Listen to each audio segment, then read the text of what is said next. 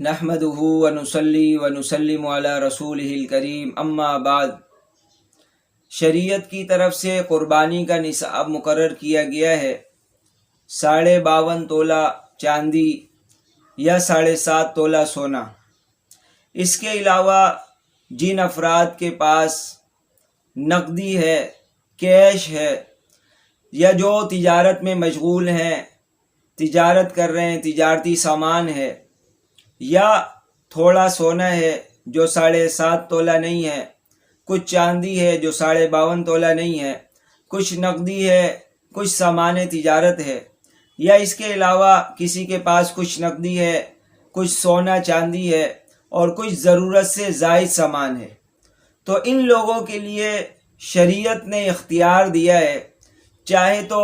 چاندی کے نصاب کو مقرر کر کے اس کے مطابق قربانی کر لیں، اور چاہے تو سونے کا جو نصاب ہے اس کو مقرر کر کے قربانی کر لیں۔ اب آج کے زمانے میں چاندی کا ریٹ گرتا چلا جا رہا ہے اور سونے کے ریٹ میں روز بروز ترقی ہوتی جا رہی ہے۔ اس زمانے میں جب پہلا زمانہ تھا، چاندی اور سونے کا ریٹ تقریباً قریب تھا، اس لیے یہ شریعت کی طرف سے نصاب مقرر کیا گیا۔ اب یہاں ہمارے زمانے میں تو 52.5 تولہ چاندی جو ہے اس کا ریٹ 1 تولہ سونے تک بھی نہیں پہنچ پا رہا ہے۔ اس لیے آج کل کے زمانے میں علماء کرام میں یہ بات چلنا شروع ہو گئی ہے کہ لوگوں کو تنگی سے نکالنے کے لیے نصاب جو مقرر کیا جائے وہ سونے کا نصاب مقرر کیا جائے، تاکہ لوگ تنگی میں نہ ہوں، پریشانی میں نہ ہوں۔ غریب سے غریب افراد پر بھی اگر چاندی کا نصاب مقرر کیا جائے گا تو ہر ایک پر قربانی واجب ہو جائے گی۔ پھر سب کو پتہ ہے کہ قربانی کے جانور کا ریٹ بھی بہت آسمان پر پہنچ گیا ہے، تو غریبوں کی اتنی طاقت نہیں ہے کہ وہ قربانی کریں۔ اگر قربانی کریں گے تو بڑے حرج میں پڑ جائیں گے۔ اسی طرح خواتین ہوتی ہے، تھوڑا سا زیور ہے، 1.5 تولہ سونا ہوتا ہے، کچھ چاندی ہوتی ہے۔ اب ان کے اوپر بھی ہر سال اگر قربانی واجب ہوگی تو بڑی پریشانی ہے، بڑی تنگی ہو جاتی ہے۔ اس لیے شریعت نے اختیار دیا ہے، اور علماء کرام اور مفتیان کرام بھی اس طرف آ رہے ہیں، اور شیخ الاسلام استاد محترم حضرت مفتی تقی عثمانی صاحب کی بھی اب یہی رائے ہونے لگی ہے کہ قربانی کے لیے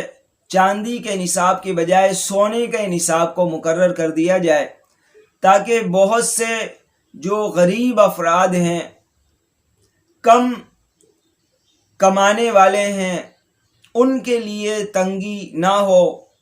اس لیے انہوں نے یہ رائے دی ہے، اور بھی مولانا الیاس گھمن صاحب نے بھی یہی فتویٰ جاری کیا ہے، اور بھی بہت سے علماء کرام ہیں جو یہی بتا رہے ہیں کہ جو آدمی ہے اس کو اختیار ہے، چاہے تو چاندی کے نصاب کو مقرر کر لے جو اعلیٰ صورت ہے، انشاءاللہ قربانی کرے گا، اللہ کی طرف سے برکتوں کا، رحمتوں کا نزول ہوگا، اللہ اپنی برکتیں دکھائیں گے، اور قربانی کا بنیادی مقصد جو ہے قربان کرنا ہے۔ اور اگر ایسی بات نہیں ہے، اس کو تنگی اور پریشانی ہو رہی ہے، تو پھر وہ سونے کے نصاب کو مقرر کر لے۔ سونے کے نصاب کو مقرر کرنے سے وہ تنگی میں نہیں ہوگا، پریشانی میں نہیں ہوگا۔ اور یہ بھی حدیث میں اشارہ کیا ہے کہ من وجد سعۃ، کہ جو وسعت پائے قربانی کرنے کی وہ قربانی کرے، اور جس کو وسعت نہ ہو، تنگی نہ ہو، شریعت نے اس کو گنجائش دی ہے۔ لہذا وہ ساری افراد جو بیچارے 80-85 ہزار روپے یا 1 لاکھ روپے سنبھال کے رکھے ہوئے ہیں کسی ضرورت کے لیے، یا وہ خواتین جن کے پاس کچھ زیورات ہیں، کچھ سونا ہے، چاندی ہے، کچھ نقدی ہے، اسی طرح کچھ سامان تجارت ہے، اب ان لوگوں کے لیے زیادہ مناسب یہ ہے کہ وہ سونے کے نصاب کو جو ہے لے کر چلے۔ سونے کے نصاب تک اگر وہ سارا ساز و سامان وہ سونا چاندی وغیرہ وغیرہ اگر ملے، پہنچ جائے سونے کے نصاب تک، تو پھر قربانی کریں، ورنہ جو ہے قربانی نہ کرنے کی بھی گنجائش موجود ہے۔ اللہ تعالی ہم سب کو شریعت کے مطابق عمل کرنے کی توفیق نصیب فرمائے۔ اور یہ جو آسانی پیش کی جا رہی ہے، یہ کوئی ایسی بات نہیں ہے، بلکہ خود قرآن میں فرمایا یرید اللہ بکم الیسر ولا یرید بکم العسر، اللہ تعالیٰ احکام کے ذریعے سے تمہارے لیے آسانی چاہتے ہیں، تنگی نہیں چاہتے۔ اور خود نبی کریم صلی اللہ علیہ وسلم نے فرمایا کہ ان الدین یسر، دین آسان ہے۔ اور دو صحابی کو فرمایا یسرا ولا تعسرا، اور بھی صحابہ کرام کو فرمایا کہ یسروا ولا تعسروا، دین کو آسان کر کے پیش کرو، دین میں تنگی پیدا نہیں کرو۔ اللہ تعالی ہم سب کو شریعت کے مطابق عمل کرنے کی توفیق نصیب فرمائے۔